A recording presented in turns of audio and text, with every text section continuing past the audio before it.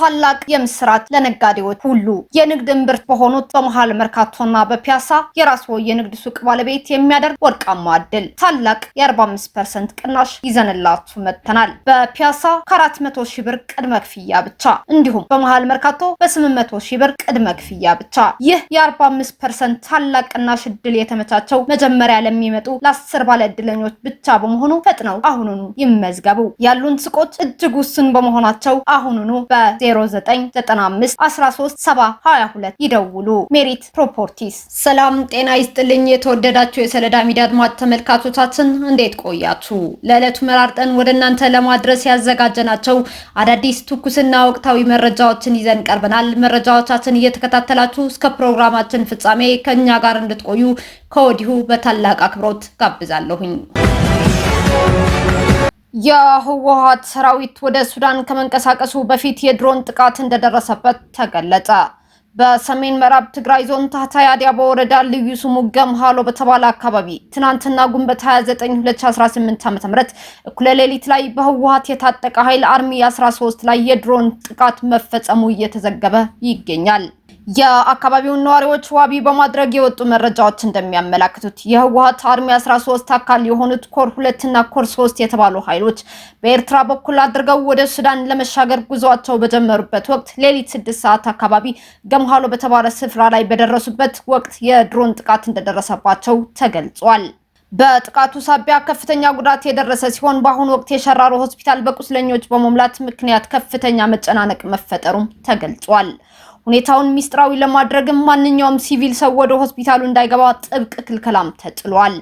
ይህ አርሚ 13 የተባለ የህወሓት ኃይል ሰራዊትና ጦር መሳሪያ ጭኖ እንደነበርም ተነግሯል።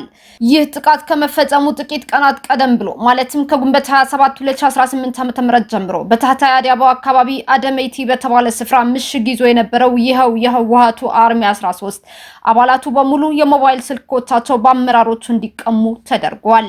ይህም የሆነው በሱዳን ካለው የአልቡርሃን መደበኛ ሰራዊት ጋር በመተባበርና የሱዳንን ጦር ለማገዝ በኤርትራ ኦምሃጀር በኩል አድርገው ወደ ሱዳን እንዲሻገሩ ትዕዛዝ ስለተላለፈ ሚስጥር ለመጠበቅ እንደሆነም ተገልጿል። ወደ ሱዳን የሚደረገው የዚህ ሰራዊት ስምሪት በሱዳን የሚገኘው የህወሓቱ አርሚ 7 ከመሐመድ ሐምዳን ዳጋሎ አርኤስኤፍ ኃይሎች ጋር ባደረገው ውጊያ መዳከሙና ክፍተቱን ለመሙላት የታለመ እንደነበር ተመላክቷል። ይህ የህወሓት አርሚ 13 ወደ ሱዳን ለመሻገር ጉዞ በጀመረበትና ገምሃሎ አካባቢ በደረሰበት ወቅት የድሮን ጥቃት መፈጸሙ እየተነገረ ሲሆን አርሚው በነበረበት የቀድሞ ቦታ አደመይቲ ምሽግ ደግሞ አርማይ 42 የተባለ ሌላ ክፍል እንደተተካም ታውቋል። ከጥቃቱ በኋላ በአሁኑ ሰዓት ወደ ስፍራው ማንኛውም ሰው እንዳይጠጋና እንቅስቃሴ እንዳይኖር በአካባቢው ገደብ መጣሉን የዜና ምንጮቹ አክለው ገልጸዋል። በመሆኑም በተጠቀሰው የአርሚ 13 የጦር ክፍል ውስጥ ዘመድና ወዳጅ ያላቸው ቤተሰቦች የደረሰውን አደጋ ለማረጋገጥ ስልክ በመደወል ላይ ቢሆኑም ቀደም ሲል ስልኮቻቸው የተወረሱ በመሆኑ ግንኙነት ማድረግ እንዳልተቻለም ታውቋል። ስለተፈጸመው የድሮን ጥቃት መንስኤም ሆነ ጥቃቱን ስላደረሰው አካል ማንነት እስካሁን በይፋ የተሰጠ ማብራሪያም የለም። ሰባተኛውን ጠቅላላ ምርጫ ለማደናቀፍ የተሸረቡ ሴራዎች በህዝቡና በጸጥታ አካላት መክሸፋቸውን የሰላም ሚኒስቴር አስታወቀ። በኢትዮጵያ የተካሄደውን ሰባተኛውን ጠቅላላ ምርጫ ለማደናቀፍና የህዝብን ሰላም ለማደፍረስ በውስጥና በውጭ ኃይሎች የተከፈቱ ሁለንተናዊ ጥቃቶችና ሴራዎች መክሸፋቸው የኢፌድሪ የሰላም ሚኒስቴር ይፋ አደረገ። የሰላም ሚኒስትሩ አቶ መሐመድ እድሪስ በሰጡት መግለጫ ሀገራዊ ለውጡንና የዲሞክራሲ ስርዓት ግንባታውን የማይቀበሉ አካላት በመሬት ላይ የሽብር ጥቃቶችን ከመፈጸም ጀምሮ ዘመናዊ ቴክኖሎጂን የተጠቀሙ የፕሮፓጋንዳና የስነ ልቦና ጦርነቶችን ሲያካሂዱ መቆየታቸው ገልጸዋል። ሚኒስትሩ የኢትዮጵያ መንግስት ምርጫውን የሀገር ህልውናና የዲሞክራሲ ስርዓት ግንባታ ማረጋገጫ አድርጎ በመውሰድ በቅንጅት ሲሰራ መቆየቱን አስታውሰዋል። በአንጻሩ ግን የስልጣን ሽግግርን በድምጽ መስጫ ኮሮጆ ሳይሆን በኃይል ለመጠቅለል የሚሹ የውስጥ አካላትና የኢትዮጵያን እድገት የማይፈልጉ የውጭ ኃይሎች ሂደቱን ለማስቆም ከምርጫው በፊት ወቅትና በኋላ ከፍተኛ ሴራዎችን ሲሸርቡ እንደነበር ይፋ አድርገዋል። እነዚህ አፍራሽ ኃይሎች የመንግስትን ህጋዊ ቅቡልነት ለማሳጣትና ሀገሪቱን ወደ ስርዓት አልበኝነት ለመክተት በማለም ህዝቡ የምርጫ ካርድ እንዳይወስድ በፖለቲካ ድጋፍ ሰልፎች ላይ እንዳይገኝና በምርጫው ቀን ድምጽ እንዳይሰጥ ጥብቅ ቅስቀሳ ሲያደርጉ እንደነበር በሚኒስቴሩ መግለጫ ላይ ተጠቅሷል። የኢትዮጵያ ህዝብ ለቀረቡት የማደናቀፍ ጥሪዎች እውቅና ባለመስጠት የጽንፈኝነትን አጀንዳ ውድቅ ማድረጉን የገለጹት አቶ መሐመድ እድሪስ ህዝቡ በከፍተኛ ቁጥር የምርጫ ካርድ በመውሰድ በሰልፎች ላይ በነጻነት በመገኘትና በምርጫው ቀን በነቂስ ወጥቶ ድምጽ በመስጠት ሂደቱን በባለቤትነት ማሸነፉን አስረድተዋል። ይህ የተመዘገበው የዲሞክራሲ ስኬት ያለ መስዋዕትነት እንዳልመጣ የጠቀሰው ሚኒስቴሩ የሀገሪቱ የጸጥታ ተቋማት ባደረጉት ወቅቱን የጠበቀና የተቀናጀ አጸፋዊ እርምጃ የሽብር እቅዶችን ሊከሽፉ መቻላቸውንም አስታውቋል። ምንም እንኳ የህዝቡን አብሮነት ለመስበር የተሞከሩ ጥቃቶች የነበሩ ቢሆንም ህዝቡ የከፈለው መስዋዕትነት ጽንፈኝነትን በመቃወም ሀገርን የሚያስቀጥል ህጋዊ መንግስት ለመመስረት ያለውን ጽኑ ፍላጎት በግልጽ ያሳየበት መሆኑ ሚኒስቴሩ በማጠቃለያው አመላክቷል።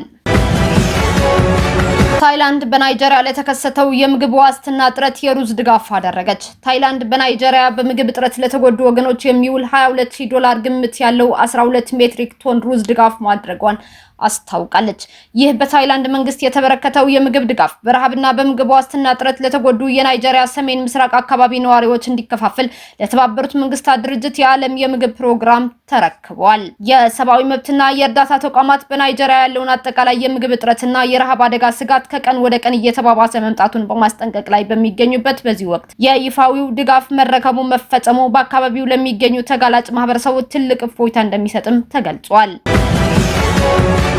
ሩሲያና ዩክሬን በተባበሩት አረብ ኤሚሬቶች አሸማጋይነት ከፍተኛ የምርኮኞች ልውውጥ አደረጉ።